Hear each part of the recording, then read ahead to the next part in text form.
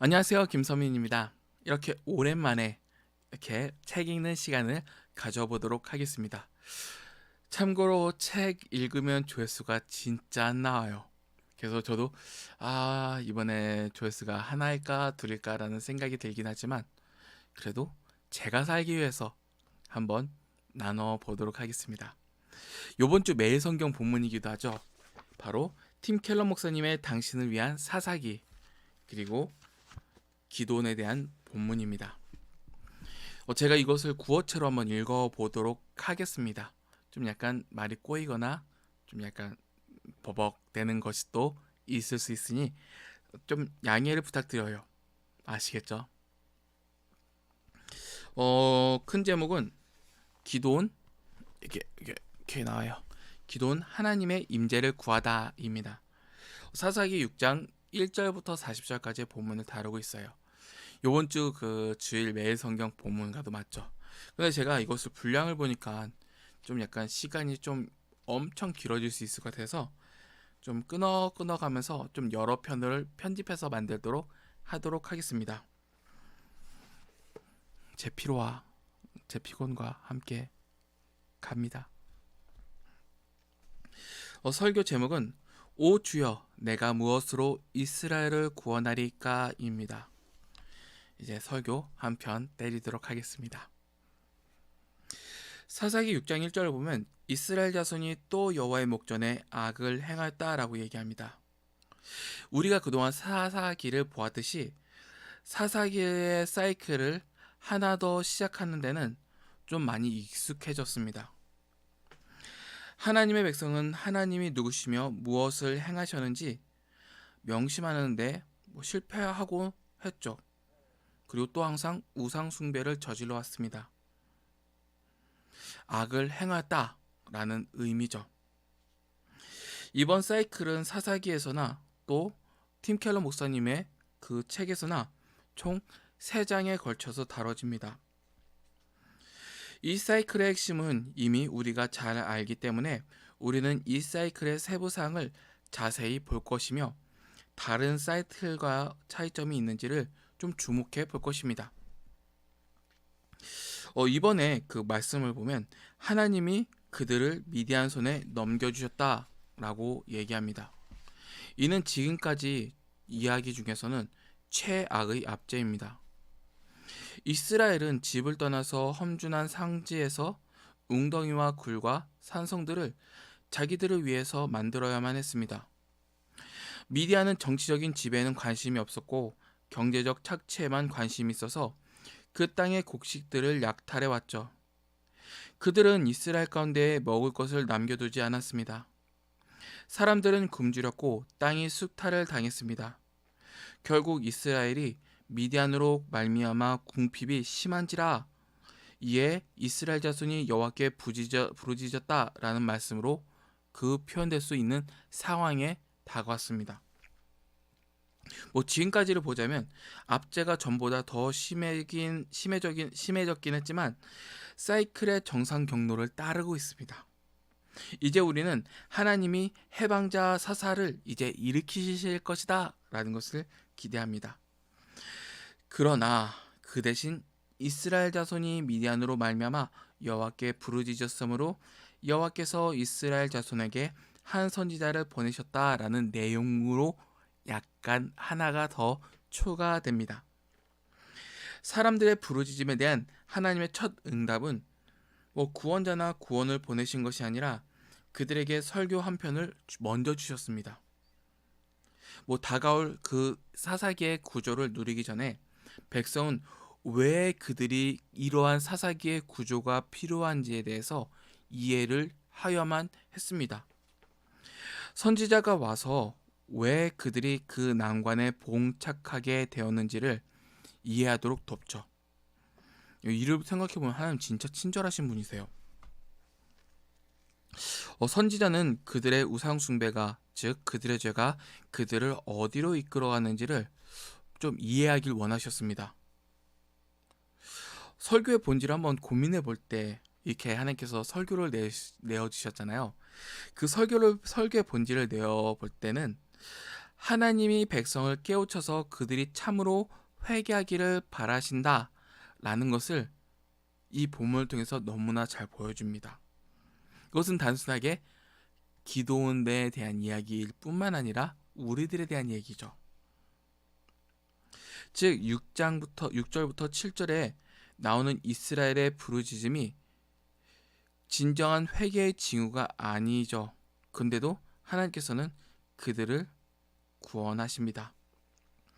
운니엘, 에웃, 드보라의 죽음 후 그들의 역사는 슬픔이 진심이 아니라는 것을 좀 자주 보여줘요. 그래서 하나님은 그들에게 두 가지를 상기시킵니다. 왜냐하면 반복하고 반복했잖아요, 계속. 그리고 사사기 본문을 좀 읽어보시면 아시겠지만 그들은 회개를 안 해요. 회개치 않아요. 근데 하나님께서는 그들을 구원해 내시죠. 울부짖으면 구원해 주세요. 하나님은 여기서 두 가지를 되게 깨닫게 해주세요. 그 하나는 하나님이 하신 것이며, 그리고 둘은 그들이 한 것입니다. 그러면 먼저 하나님께서 하신 것에 대해서 한번 나눠봐야죠. 하나님께서는 무엇을 하셨을까요? 한번 보세요. 내가 너희를 애굽에서 구해내어 노예살이에서 자유케 했다. 내가 너를 모든 억압에서 건져냈고 너의 적들을 몰아내어 이 땅을 너희에게 줬다. 내가 여호와고 내가 너희의 하나님임을, 그래서 나는 너희의 전폭적인 순종을 요구하고 또 너희에게 전폭적인 순종을 받아 마땅함을 나는 너희에게 반복해서 상기시켰다. 그래서 나는 너희에게 다른 신들을 숭배하지 말라고 말했다 라고 하는 것이 8절부터 10절까지의 내용이죠. 그러면 이렇게 하나님께서 하셨을 때 이스라엘은 무엇을 했을까요? 바로 너희가 내 목소리를 듣지 아니하였다 라는 내용으로 풀어져 나아갑니다. 하나님께서 사사를 보내서 억압에서 구조하시기 전에 먼저 선지자를 보내서 죄를 지적하십니다. 왜냐하면 백성은 항상 후회만 했을 뿐 회개하지 않았기 때문입니다. 성경은 후회와 회개를 분명하게 구별합니다. 고린도후서 7장 10절에 이런 얘기가 있죠.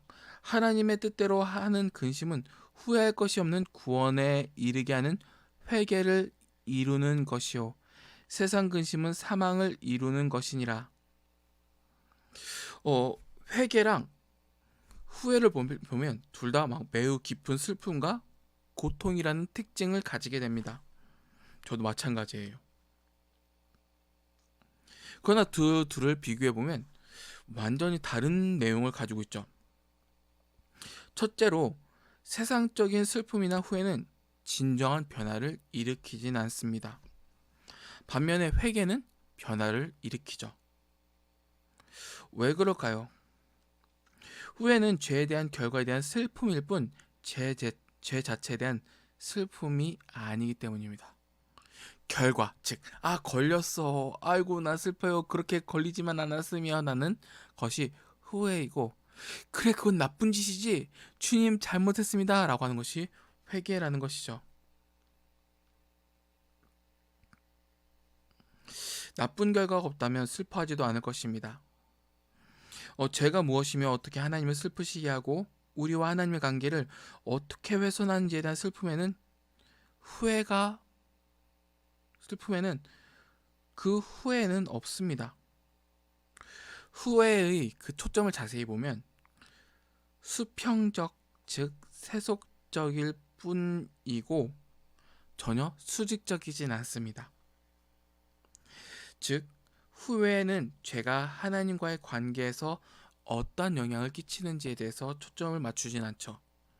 그러므로 결과가 사라지면 즉시 행동이 살아납니다.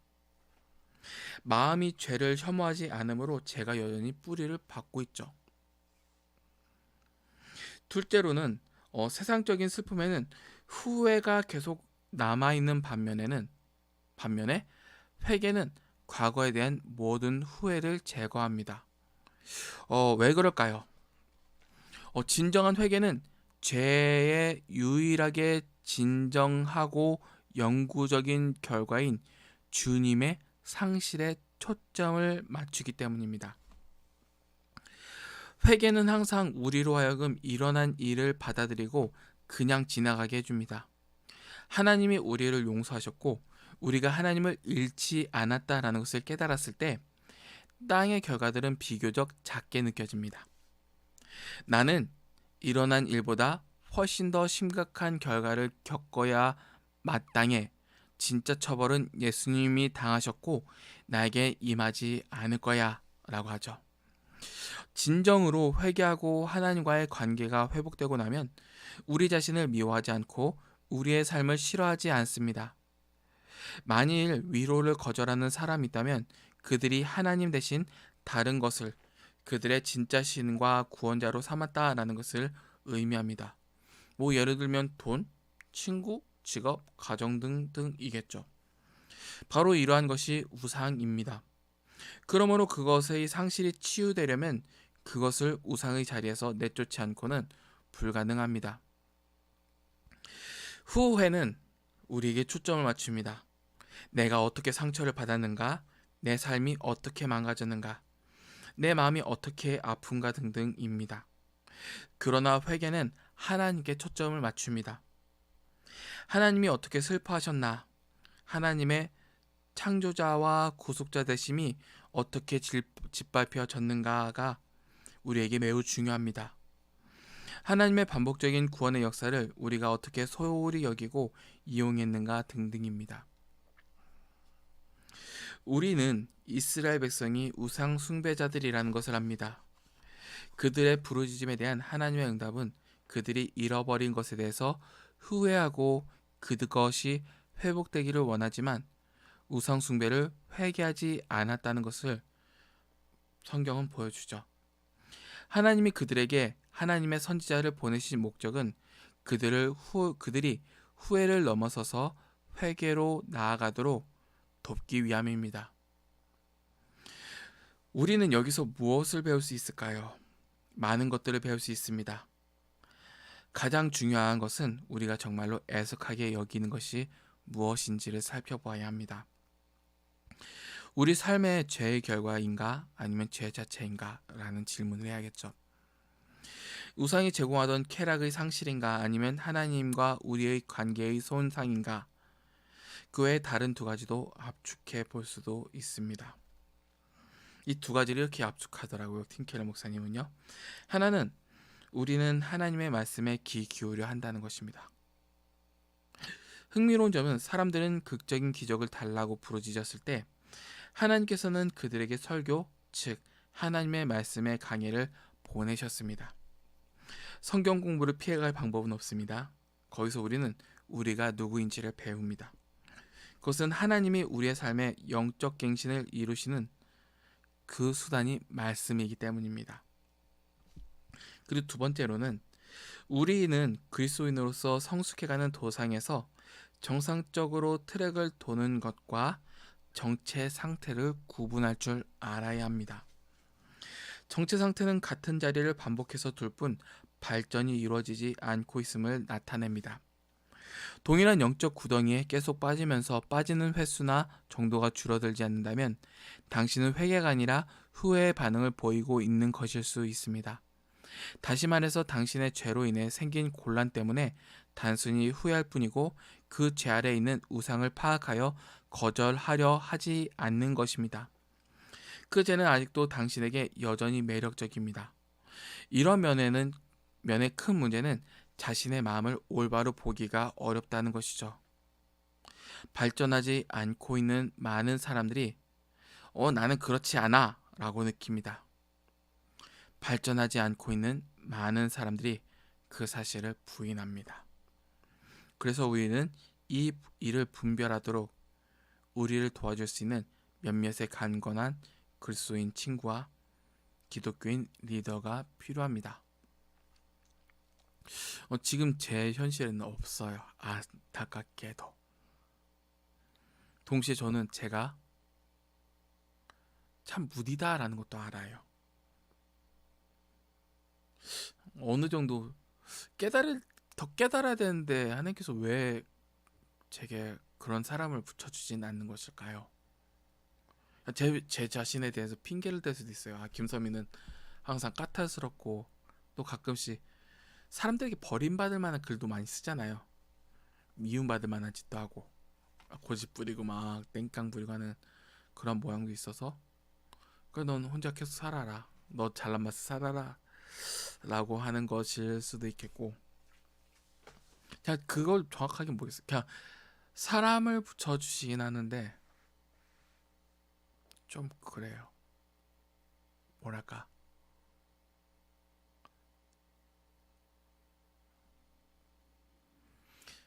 나는 오늘 하루도 좀 더 거룩하게 살고 싶고 좀 더 신자답게 살고 싶고 더 자라나고 싶은데 내 스스로의 한계에 끊임없이 부딪힐 때 좀 이런 고민을 좀 많이 하게 되는 것 같아요. 그리고 기도하게 되죠.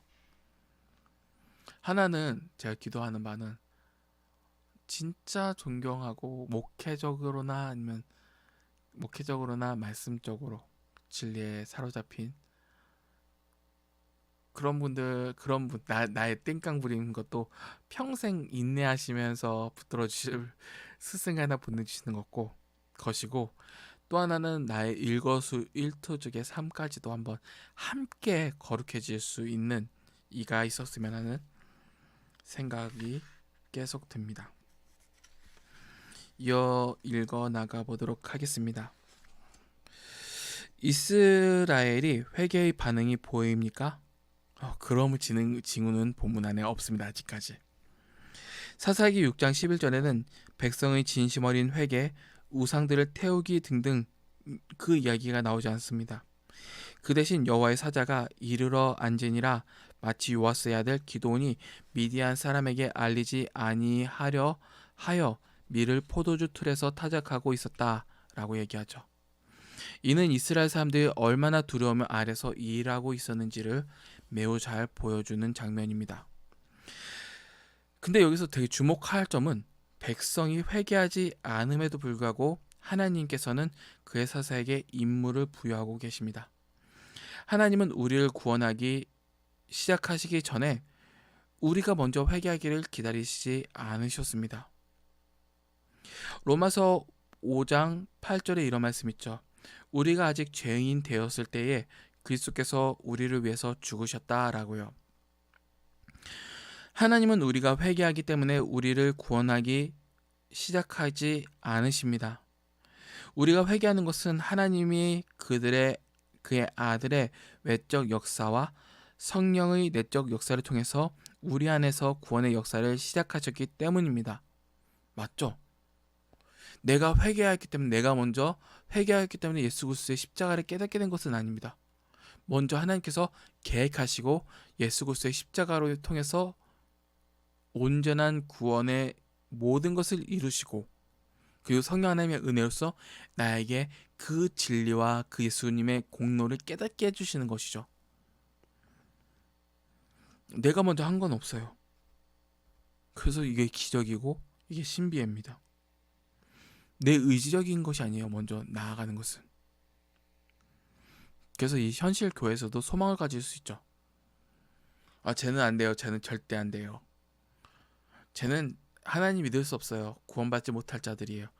그건 우리가 할 수 있는 것이 아닙니다. 우리에게 능력과 우리에게 힘과 우리에게 가능성이 있다라고 한다면 하나님께서 구원을 베푸실 때 야 김서민 너에게 어떤 선한 능력과 가치가 있으면 내가 구원해 줄게 라는 것이 즉 내게서 구원이 나온다라고 한다면 우리는 사람들을 보고 판단하면서 저 사람의 구원 여부를 쉽게 판단하고 또 구분할 수 있을 거예요. 근데 나 자신에게 구원 여부는 없어요.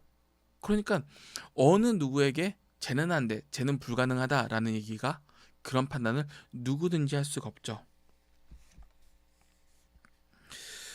이 구절들은 하나님이 우리보다 거룩하실 뿐만 아니라 우리보다 자비로우신 하나님이라는 것을 알려줍니다. 맞아요. 하나님은 도움을 구하는 부르짖음에 응답하셔서 한 선지자를 보내셔서 그들의 죄가 무엇인지 말하게 하시고 왜 그들이 그러한 난관에 봉착했는지를 설명하십니다. 자비를 간청하는 사람에게 우리의 경우는 훨씬 더 심각한 반응을 보이겠죠.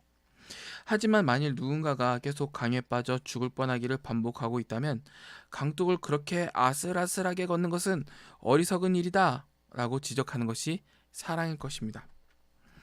하나님은 백성이 진정으로 회개했다는 증거가 없음에도 불구하고 적극적으로 일을 하십니다. 하나님은 하나님의 구원자를 모집하고 준비하십니다. 만일 누구가 우리에게 계속 상처를 주면서 멈출 기미를 보이지 않는다면 우리의 경우는 좀 다를 거예요. 저 사람 나쁜 사람하고서 막 땡깡 부리겠죠. 그렇지만 하나님의 반응은 은혜로우십니다. 하나님은 그의 거룩하심이나 그의 은혜를 결코 타협하지 않으십니다. 우리의 경우는 다르죠. 어떠한 네가 나에게 상처를 주었을 때 또 내가 어떠한 자비를 너에게 주기 위해서는 너는 나에게 무엇을 줘야 돼 라는 반응으로 우리는 띵기기도 하죠. 또 내가 선한 일하면 하나님께서 이러면 복을 주실 거다 라고 하면서 막 내 기복적인 행동에 따라서 하나님을 되기도 합니다. 근데 그런 설교를 진짜 많이 들었던 것 같아요.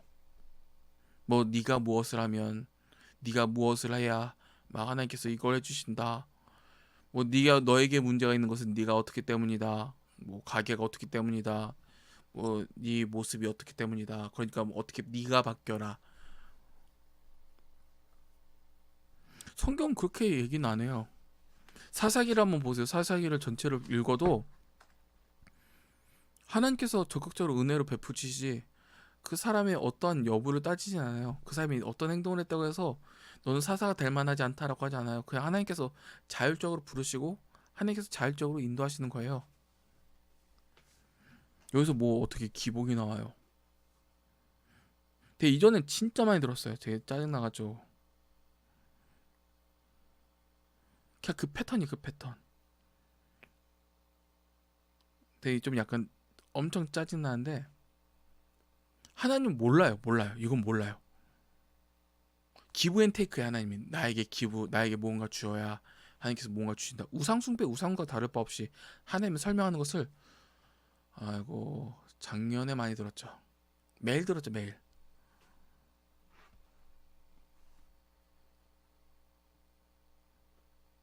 진리에 대해서 모를 때 하는 소리들이에요.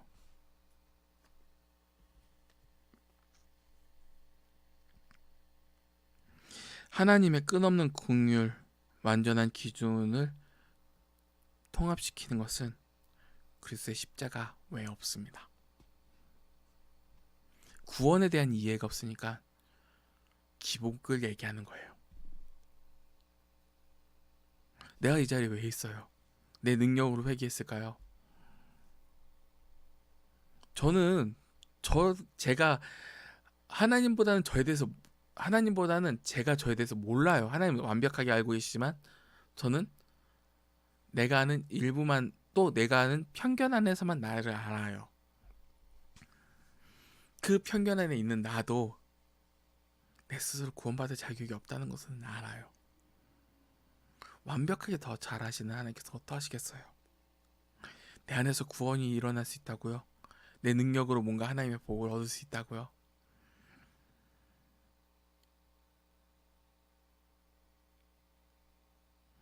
진짜 부끄러운 일이죠.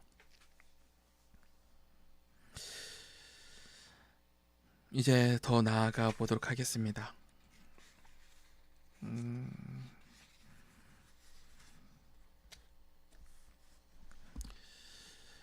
6장을 보면 세 부분으로 나누어 볼 수 있습니다. 하나는 기드온과 여호와의 사자와의 대화입니다. 두 번째로는 제단의 건축과 파괴입니다. 그래서 마지막 세 번째로는 기드온과 하나님과의 대화입니다.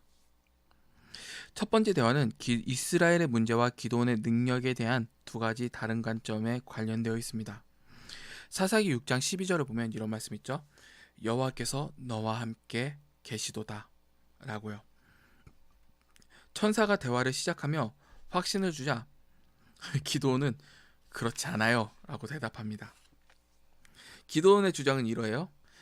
하나님은 분명히 우리와 함께 계시지 않습니다. 왜냐하면 하나님이 우리를 미디안 손에 넘겨주셨고 우리의 조상들을 구하신 것처럼 우리를 구하지 않으셨기 때문입니다.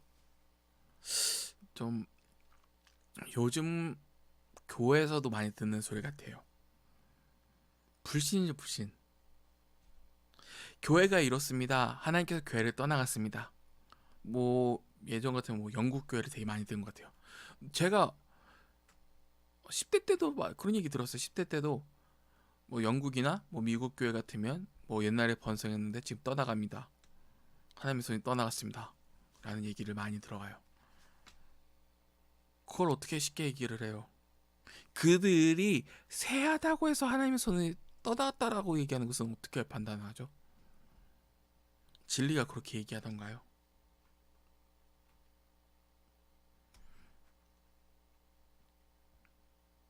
이스라엘도 마찬가지예요. 이스라엘 가난해요. 궁핍해요. 더구나 회개할 수 있는 능력 자체가 없어요. 그래서 하나님께서 사자를 보내셔서 아니 선지자를 보내셔서 말씀케 하시죠. 능력 자체가 없어요. 무기력하고 진리도 몰라요. 우상 숭배해요. 근데 하나님은 그들을 떠나시지 않으셨어요.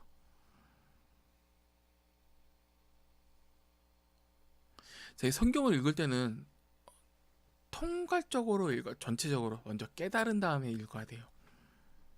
그렇지 않으면 좀 약간 꼬이게 되는 것 같아요. 현실 교회, 한국 교회도 많이 망가진 모양을 보이게 되죠.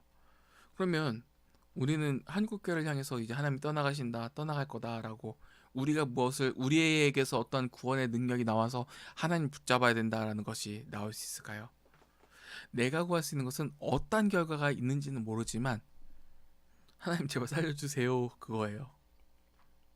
저는 우리들의 교회에서도 많이 망가지고 많이 깨어진 것을 보였잖아요. 사역자만 봐도 저만 보아도 참 많이 부족하다. 어떻게 저딴 게 사역자야 라는 얘기가 나올 수 있겠지만 그것을 보면서 하나님께서 떠나신다라고 얘기는 안 해요. 하나님께서는 자비 하나님이세요. 그리스도 십자가가 내가 어떠함을 보고 떠나시는 분이세요. 그리고 우리들의 어떠함이 하나님의 그 영광의 능력을 못 떠나시게 할 수 있는 능력이 있어요. 그것은 내 스스로에게 구원이 나올 수 있다라고 확신할 때마다 나오겠죠.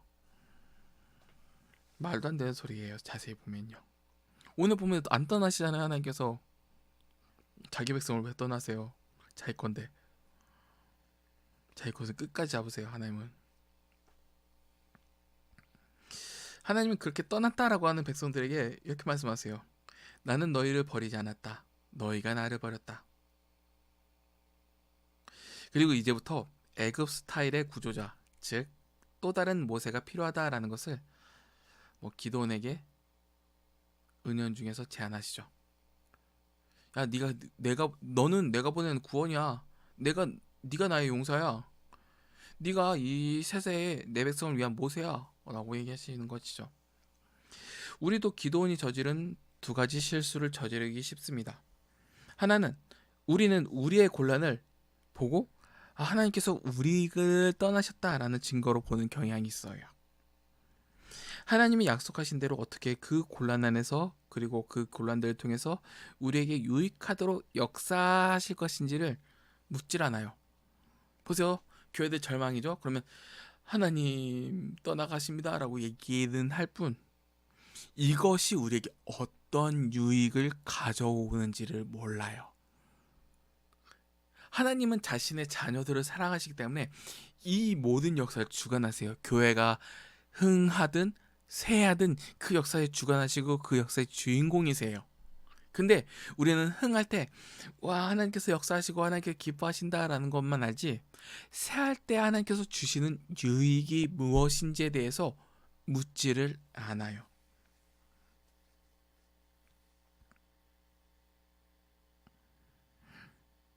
하나님께서 어떻게 역사하실 것인지에 대해서 저는 솔직히 많이 어려운 상황권에 있어요. 교회들도 많이 어렵고 그 목회자들도 많이 어렵죠. 근데 제가 아는 한 가지는 그거예요. 나에 대한 기대는 있어요. 하나님께서 나를 인도하신다. 제가 더 현실적이게 얘기하자면 전 오랜 솔로 생활을 하고 있거든요. 외로워요. 많이 외로워요. 누군가 이렇게 짝이 와서 선민 씨 오늘 하나님 말씀 어떻게 하고 막 어떻게 성도를 섬기고 막 쿵짝쿵짝 아웅다웅 막 하고 요리도 하고 막 여행도 같이 다니고 하고 욕망이 되게 강해요. 제가 그 기도를 20대 초반부터 했거든요. 근데 지금까지 마흔이 다 돼까지도 하나님께서 티도 안 보내주세요. 그러한 아픔 가운데 있지만 외롭고 고독스러운 상황이 너무나 강하지만 그래도 하나 아는 것은 비루한 인생인 것처럼 보일지라도 나는 제가 하나님의 것이라는 것을 알아요. 또한 이 답답한 인생 가운데서 하나님께서 나를 인도하시고 끌고 성장시키실 것이라는 것에 대한 기대는 항상 가지고 살아요. 매일마다 우울하고 주님 나는 이렇게 못생겼는데 자매가 올까요? 라고 하면서 징징대는 경향이 되게 강하긴 하지만 저는 믿어요. 네, 이어서 설명하도록 하겠습니다. 두 번째, 우리는 종종 하나님이 우리에게 혹은 우리를 위해서 뭔가 해주시기를 기다리거나 왜 하나님이 이런 사람을 사용하셔서 도와주시지 않는지에 대해서 의문을 품습니다. 예를 들면 우리는 이렇게 말하죠. 주님, 왜 이 문제를 제거해 주지 않으세요? 그러면서 이렇게 말하진 않습니다. 주여, 저를 이 문제를 해결할 사람으로 만들어 주세요. 주님, 저를 꽃미남으로 만들어 주셔서 진짜 믿는 자매님들이 저에게 반하게 해주세요라고 하는 그런 내용들이 있기를 소원하나. 저도 이런 기도는 잘 안 하네요. 다이어트 하라, 살 좀 빼라. 주여. 하나님이 기도원에게 기도원이야말로 이스라엘을 미디안 손에서 구원하라고 보냄받은 사람이라고 말씀하십니다. 내가 너를 보낸 것이 아니냐, 이것을 듣고 기도원은 이의를 제기합니다. 그는 나는 내 아버지 집에서 가진 작은 자입니다 라고 이의를 제기하죠. 그는 이스라엘에서 별 볼 일 없는 지파의 가장 약한 가문에서 사회적으로도 가장 가난한 구성원이었습니다. 그가 무엇으로 이스라엘을 구원하겠습니까? 맞아요. 하나님께서 사람을 교회를 일으키실 때도 뭐 어떤 대단한 사람을 통해서 구원하시기보다는 찌질한 사람 갖다가 구원을 되게 잘하세요. 기도 보세요. 되게 전체적으로 영이 아니에요. 찌질이. 저도 솔직히 나를 보면 김선민 찌질이 같이 느껴질 때가 진짜 많아요. 하나님께서 이런 자를 사용하시잖아요. 위대한 하나님의 일에 동참케 하시고 그 영광을 깨닫도록 하시잖아요. 이게 진짜 은혜죠. 구원받을 능력도 없어. 하나님의 말씀도 깨달을 수 있는 능력도 없어. 그런 자를 부르셔서 자기 죄를 깨닫게 하시고 엄청 회개케 하시고 다시는 악과 타협하지 않도록 하셔. 그리고 하나님의 나라를 위해서 작은 일이라마 그 나라에 그냥 그 교회 돌이라도 뭐 얹게라도 하셔. 하나님께서 부르시면 땡이에요. 천사는 이미 딱 집어서 기도원더러 너 큰 용사다 라고 불러요. 왜 그럴까요?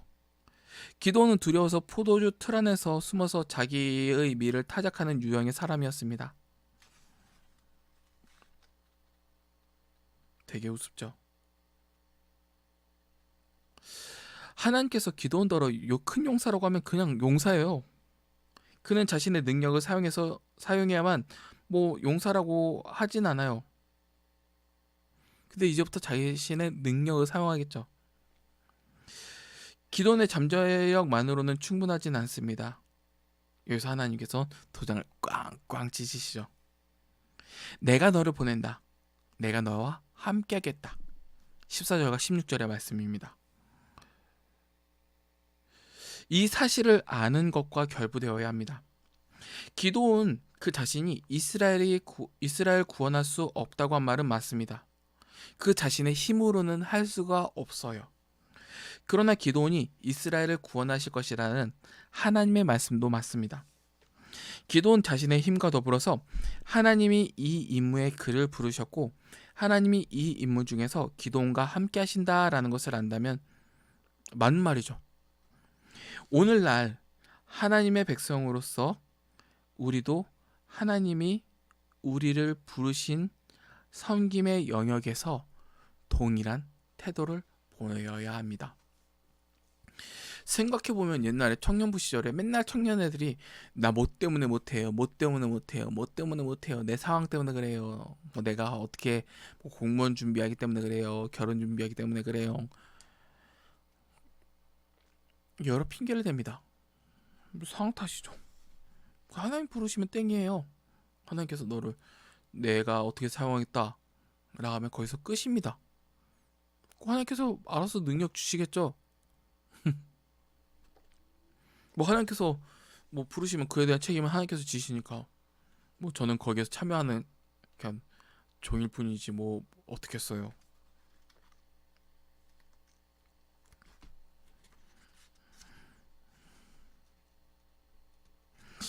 이어서 나가겠습니다. 끝까지 한 파트는 끝까지 해보야겠네요. 여기서 멈추고 질문해 볼 가치가 있습니다. 여호와의 사자가 정확하게 누구입니까? 우리는 그 사자를 사사기에서 여러 번 만나고 뭐 2장에서도 보고 13장에서도 봅니다. 그리고 여기서도 보죠. 구약 전체를 통해서도 만납니다. 외모 면에서는 여호와의 사자가 그렇게 특별한 것 같지는 않아요. 사사기 6장 21절의 기적전까지 기도는 그가 신적 존재라는 것을 확신하진 않았어요. 그러므로 그는 매우 인간처럼 보이는 존재였다라는 것을 생각해 볼 수 있죠. 그러나 그 천사가 누구인지에 대한 성경의 묘사는 큰 신비와 긴장이 있습니다. 뭐 한편으로는 여호와의 사자가 이르되라고 합니다. 그러나 또한 여호와께서 이르시되라고도 얘기하죠. 뭐 그 구절들이 12절, 20절 사자가 이르다 막 그런 식으로 나오고 여호와께서 이르렀다라고 하는 것은 14절, 16절, 18절에 그렇게 나오죠. 그렇다면 아마도 사자는 하나의 의사소통 채널이고 일종의 하나님이 쓰시는 스피커폰일 것인가요? 그러나 그 다음에 우리는 14절에 부딪힙니다. 여호와께서 그를 향하여 이르시되라는 본문이죠. 뭐 여호와의 사자가 이르되가 12절이라면 뭐 여호와께서 그를 향하여 이르시되가 14절이죠. 좀 약간 독특하다는 생각이 들어요. 주목할 만하고도 좀 혼란스럽습니다. 이 존재는 여호와의 사자일 뿐 아니라 여호와입니다. 뭔 의미래요? 구약의 신비 중 하나로서 신약 없이는 이해할 수 없습니다. 만일 하나님이 계시다면 어떻게 하나님이 보이는 존재를 하늘에서 보낸 동시에 하나님이 바로 그 보이는 존재일 수 있겠습니까? 헷갈리는 말입니다. 만일 단순히 하나님이 인간의 형체로 나타나신 것이라면 왜 그냥 여호와라고 하지 않고 또한 여호와께서 보내셨다라고 하겠습니까? 사자라는 단어는 보냄을 받은 메신저를 의미합니다. 여기서 타당한 설명은 이렇습니다. 이는 우리의 하나님이 다중 위격을 가지신다라는 징후입니다. 삼위일체에 대한 힌트죠. 이 존재를 아들 하나님으로 볼 타당한 이유가 있습니다. 그 당시에조차 그의 관심사에는 그의 사람들에게 구원과 평화를 주시는 것이었습니다. 좀 이 부분은 좀 약간 생각을 해봐야 될 것 같아요. 아니면 동의어적으로 표현했을 수도 있어요. 여호와의 사자가 뭐 대리하니까 우리가 뭐 예를 들어서 하나님의 말씀을 전할 때도 김선민의 말을 전한다라고 하는 것이 아니라 하나님의 말씀을 전합니다라고 얘기하잖아요. 그런 의미도 있을 수 있을 것 같아요. 그냥 천사라는 것을 내세워서 할 수도 있고 아니면 이와 같이 위격 그 아들 예수 그리스도일 수도 있겠다라는 생각이 들어요. 좀 티케러 목사님이 이거 좀 과감하게 건드시는 것 같아요. 전 솔직히 들었거든요. 이렇게 좀 더 내일 좀 더 본문을 살펴봐야겠어요. 여호와의 사자가 창조되지 않은 신적 존재라는 마지막 증거는 그에 대한 기도원의 반응이다. 16절에서 여호와께서는 그에게 이르시되라고 말하죠. 그러나 기도는 나와 말씀하신 이가 주 되시는 표징을 내게 보이소서라고 대답합니다. 기도는 예물을 가지고 다시 주께 와서 그것을 주 앞에 드리기를 원했습니다. 그러고 나서 그 제물을 사자가 불사르고 사라졌죠. 이제 기도는 누구와 얘기한 것인지 분명히 합니다. 주 여호와여, 내가 여호와의 사자를 대면하여 보았나이다. 그 사자를 보면서 기도는 하나님을 친히 배웠습니다. 그래서 하나님은 기도원이 죽지 않을 것이라고 말씀해 주셔야만 했습니다. 기도원의 반응은 엄청난 감사입니다. 그는 거룩하신 하나님의 얼굴을 보았기 때문에 자기가 죽었어야 한다는 것을 깨닫습니다. 그러나 또한 어떤 식으로 어떻게 해서든지 몰라도 하나님의 은혜를 베푸셔서 기도원 자신이 하나님과의 평화 안에 있다라는 것을 알았습니다. 그래서 기도원이 여호와를 위하여 거기서 제단을 쌓고 그것을 여호와 샬롬이라고 불렀다라고 6장 24절에 말하죠. 그는 이제 하나님이 하나님의 백성을 압제당하도록 버려두었다고 생각하지는 않습니다. 기도원은 하나님이 하나님의 백성과 함께 하시며 하나님이 예배할 때 평화를 주신다라고 생각합니다. 기도원은 참된 구원의 하나님을 위한 제단을 쌓았습니다. 이제 그는 거짓 신을 섬기는데 사용되는 제단을 무너뜨리고 여호와께 바쳐진 제단으로 교체할 것입니다. 그런데 여기서 생각해 볼 것은 이 제단은 기도원의 아버지 것이었습니다. 기도원의 아버지 요아스가 가나안 신들을 숭배하기 위해 제단과 상을 가진 것은 놀랍지가 않습니다. 요아스는 자녀들에게 출애굽에 대해서 그리고 조상을 구원한 여호와에 대해서 분명히 가르쳤습니다. 13절에 나옵니다. 그러나 동시에 바알과 아세라를 섬기는 것도 선택했습니다. 이스라엘 백성은 우상을 섬기기 위해서 하나님을 예배하는 것을 버리지 않았습니다. 그 대신 그들은 하나님을 예배하는 것을 우상 숭배와 결합시켰죠. 그들은 공식적으로는 하나님을 예배했지만 사실 그들의 삶은 농부라면 농업의 우상, 혹은 사업을 한다면 상업의 우상, 혹은 성과 미의 우상 등등을 중심으로 섬겨야 했습니다. 여기서 마이클 윌콕은 이렇게 말을 합니다. 인간의 본성이 변하지 않았기 때문에 신들도 변하지 않습니다. 인간은 자신을 위해 이 신들을 정기적으로 재창조합니다. 인간의 본성은 무엇을 원합니까? 무난한 것들로는 안전, 안락, 합리적 즐거움 등이 있습니다.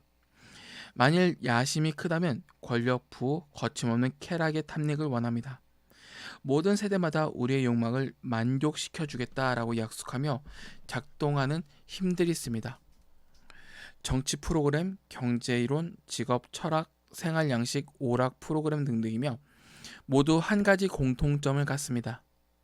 우리 혼자 살아가는 것보다 우리의 삶을 더 낫게 만들어 준다고 약속하지만 동시에 우리가 조작하고 우리가 조종할 수 있습니다. 그래서 우리가 독립성을 잃지 않으면서도 우리가 원하는 것을 얻을 수 있어 보입니다. 우리 중에 적은 이것입니다.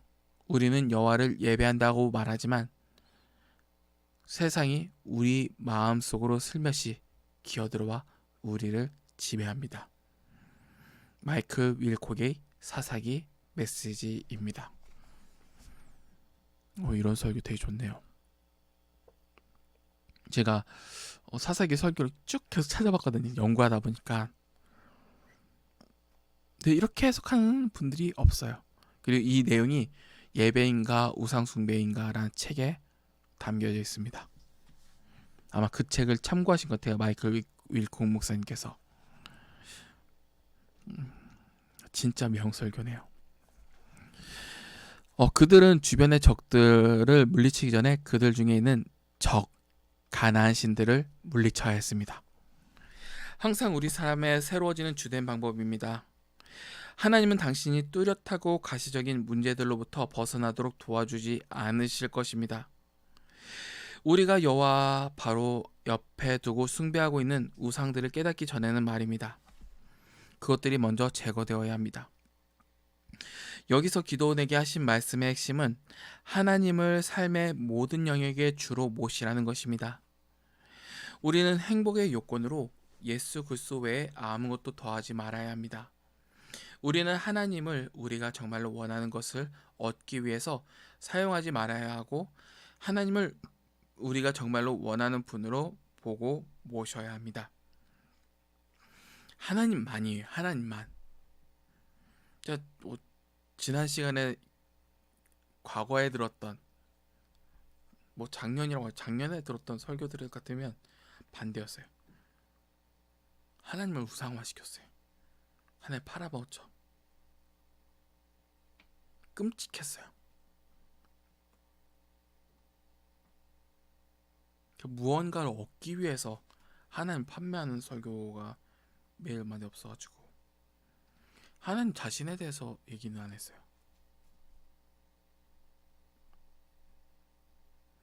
진짜 목회자라면 그렇게 설교는 못해요. 네가 무엇을 해야 무엇을 얻는다. 무엇을 해야 무엇을 얻는다. 네가 무엇을 하지 못했기 때문에 너는 무엇을 하나님께서 주시는 무엇을 얻지 못한다. 기브 앤 테이크만 출창 내버렸죠. 부끄러운 줄 몰라요.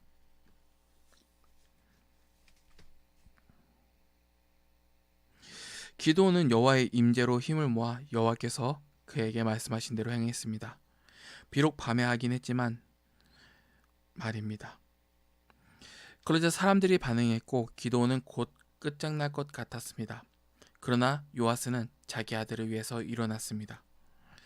바알이 정말 신이라면 자기 일에 나설 것이다 라고 말했습니다. 마을 사람들은 기드온에게 바알이 그와 더불어 다툴 것이다 라는 별명을 붙여줌으로써 이스라엘에서 계속 반복되는 중심 갈등을 의도하지 않게 지목했습니다. 즉 그들은 하나님이 택하신 해방자 리더를 따르는 것과 주변 나라들의 거짓 신들을 따르는 것 사이에서 늘 선택해야만 했습니다. 여호와께서 사람들의 마음을 두고 바알과 싸우실 것이며 그러는 동시에 여호와의 영이 충만한 사사가 우상을 숭배하는 동방 사람들과 싸울 것입니다. 기드온은 여전히 하나님의 부르심과 약속에 대해서 확신을 가지지 못합니다. 그래서 기드온은 양털을 놔두고 마른 땅 위에서 양털만 이슬에 적게 하여 자신의 계획을 확증해달라고 하나님께 간구하죠. 그 다음에는 거꾸로 해달라고 요청해서 하나님께 재확인을 부탁합니다. 둘 다 하나님께서 해주시죠. 많은 사람들은 기드온의 이 행동을 비판합니다. 그러나 그렇게 잘못이고 죄라면 왜 하나님께서 응답하실까요? 한편 또 어떤 사람들은 기드온의 이 행동을 모방하기도 합니다. 그들은 말하죠. 주님, 제가 만일 이 직장에 다니길 원하신다면 오늘 거기서 전화가 오게 해주세요. 저도 그런 신앙을 가졌을 때가 진짜 많아요. 그리고 이렇게 빌 때가 은근히 있기도 하죠. 부인 못해요. 저도 부끄러워지네요. 그러나 우리는 조심해야 합니다. 사탄이 예수님께 표적을 구하여 하나님을 테스트하라고 했을 때 예수님은 마귀를 꾸짖으셨습니다. 그렇다면 기드온의 행동은 어떠한 류의 행동일까요? 기드온은 하나님이 자연의 여러 힘들 중에서 하나가 아니라 자연의 모든 힘들의 주권자이심을 보여달라고 하나님께 매우 구체적으로 요청합니다. 제가 이 본문을 해석할 때는 항상 기드온 저 겁쟁이야, 진짜 별것도 아니에요. 어떻게 저렇게 땡깡 부려 막 그런 식으로 생각했거든요. 근데 생각해보니까 그래요, 맞아요. 하나님께서 자연의 모든 힘들 위해 주권자이심을 보여달라는 거예요. 저도 그렇죠. 하나님, 제가 이러한 상황임에도 불구하고 제발 멋진 자매님께서 하나님을 더욱더 의지하고 바라는 그 훌륭한 자매님께서 갑자기 저에게 지금 당장 연락이 오셔서 선민씨 당신을 너무 사랑해요 라고 하는 그 상상을 항상 하곤 해요. 제 꼬라지가 이래요. 하나님께서 주관자이시니까요. 망상이죠. 망상이에요, 망상. 기도는 자세히 보면 결정을 내리기 위한 작은 표적들을 찾고 있던 것이 아니었습니다. 기도는 하나님의 본성을 이해하기를 정말로 추구하고 있었습니다. 주여, 저도 그러합니다. 우리는 기도원이 성경이나 지금 우리가 가진 많은 은혜의 수단들을 갖지 않았다라는 것을 그때 기억해야 됩니다. 맞아요. 지금 막 보이는 것이 많잖아요. 은근히 눈에 막 기적 막 그런 게 아니라 보이는 말씀이 있고, 보이는 세례가 있고, 보이는 성만찬이 있고, 보이는 저기 예수 그리스도를 믿는 자들 있잖아요. 보여요. 지금 더 솔직히 보면 믿음 생활하기가 좀 더 쉬운 세대예요. 근데 다 그 기도원 세대 때는 그런 게 없었잖아요. 우리는 이를 막 핑계 삼아서 작은 표적들과 막 징조를 구하는 것을 정당화할 수는 없습니다. 저는 되게 원해요. 기도는 그렇게 하지 않았습니다. 기도는 하나님이 정말 누구이신지 보여주는 초자연적인 계시를 하나님으로부터 구하고 있습니다. 그러므로 결정을 내리기 위한 간구가 아닙니다. 하나님이 누구신지에 대한 큰 그림을 보여주시기를 구해야 한다는 말입니다. 역사의 이 시대에 사는 우리는 예수 그리스도 하나님의 아들을 안다는 면에서 기도원보다 유리합니다. 예수 그리스도께서 그의 말씀으로 자신을 계시하셨기 때문입니다. 옛적의 선지자들을 통하여 여러 부분과 여러 모양으로 우리 조상들에게 말씀하신 하나님이 이 모든 날 마지막에는 아들을 통하여 우리에게 말씀하셨다. 히브리서 1장 1절부터 2절까지의 말씀이죠. 기도원의 요청은 자신의 믿음을 세우도록 도와달라는 요청입니다. 그러자 하나님께서는 하나님의 은혜로 2번이나 응답하십니다. 우리가 똑같은 요청을 할 때도 하나님께서는 응답하시죠. 그래서 하나님의 성품과 목적에 대한 가장 충만하고 최종적인 계시인 주 예수님을 우리에게 가르쳐 주십니다. 우리가 기도원처럼 하나님의 약속과 임재를 의심하고 있을 때 다시 우리에게 하나님의 아들을 가르쳐 달라고 간구할 수 있습니다. 내가 믿나이다. 나의 믿음 없음을 도와주소서. 마가복음 9장 24절과 같이요. 기도원에게는 믿음의 확신이 필요했고 기도원은 응답을 받았습니다. 하나님께서는 우리에게도 똑같이 해주실 것입니다. 맞아요. 다 읽었어요 벌써? 벌써 50분 넘었죠?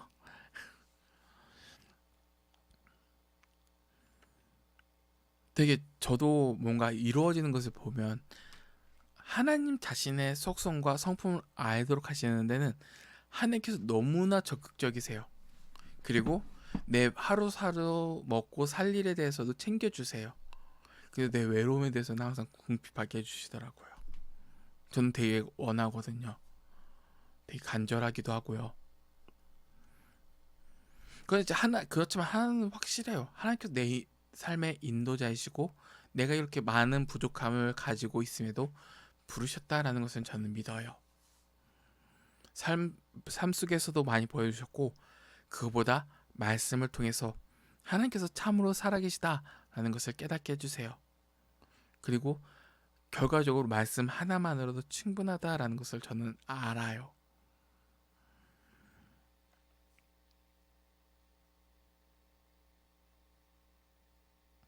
참 그런 거예요. 흠이 있는 백성을 위해서 흠이 있는 백성을 통해서 하나님이 역사하십니다. 사사기는 어떤 영웅들에 대한 얘기가 아니에요. 주인공은 하나님이세요.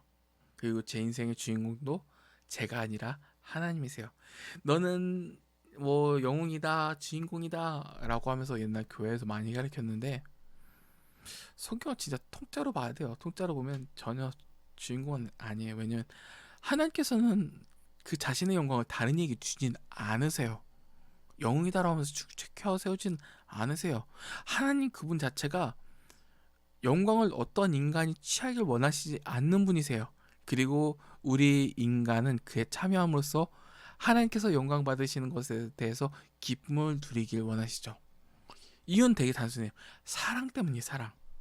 사랑의 속성이라는 것 자체가 그래요. 내가 사랑을 하면 내가 그 사랑하는 상대를 통해서 내가 무엇을 얻기를 원하는 것이 아니라 그 사랑하는 상대가 존경을 원하잖아요. 내가 망가지고 내가 조롱을 받고 내가 핍박을 받을지라도 사랑하는 이가 영광받길 원하는 건 당연한 거예요. 하나님께서는 그 사랑이라는 개념을 자신의 영광 아래 담아두셨어요. 우리는 영웅이 될 수는 없어요. 교회에서도 뭐 어떤 결과가 나오든 좋은 결과가 나오든 흥이든 쇠이든 영웅이 될 수는 없어요. 근데 하나는 알아요.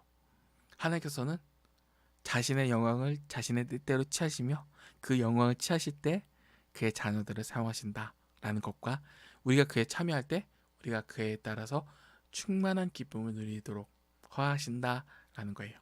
지금 이 땅 가운데 하나님 나라를 누리도록 하시는 것도 마찬가지죠. 이를 가지고 사셨으면 좋겠어요. 그리고 오늘 말씀도 이번 주 말씀도 이렇게 진행되지 않을까라는 생각이 들어요. 너무 잘 풀이됐고 너무나 감사하게도 최근에 제가 우울함에 너무나 빠져 있었거든요.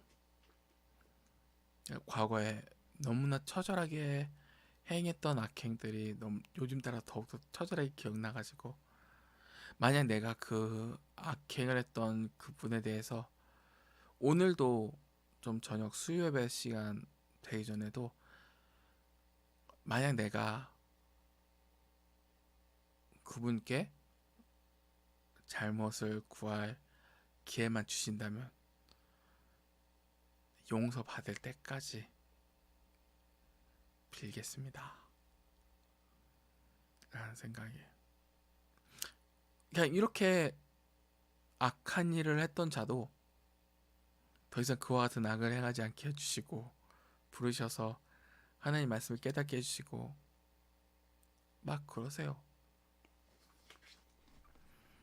그래서 현실적으로 하나님께서 내 외로움도 해결해 주실 거라고 그런 능력을 가지신 분이라는 건 아는데 그럼에도 불구하고 그 내 외로움에 치우쳐지는 것이 아니라 하나님과의 관계가 이어졌다는 것이 치우쳐져 있으니까 그것에 그럼에도 감사할 뿐이죠. 오늘 잘 때 좀 징징거리면서 잘 거예요. 너무 외로워요. 하나님께서 뭐 채워주시겠죠? 모르죠. 결과적으로 모르죠. 하나님께서 고통을 가지고 또 어떻게 자신 영광 받으신지 뭐 제가 괴롭더라도 하나님께서 영광 받으시면 저는 거기서 땡입니다. 아무튼 이게 조회수가 그렇게 많이 나올 것 같진 않지만 제가 간절히 바라는 건 우리 하나님을 알아셨으면 좋겠어요.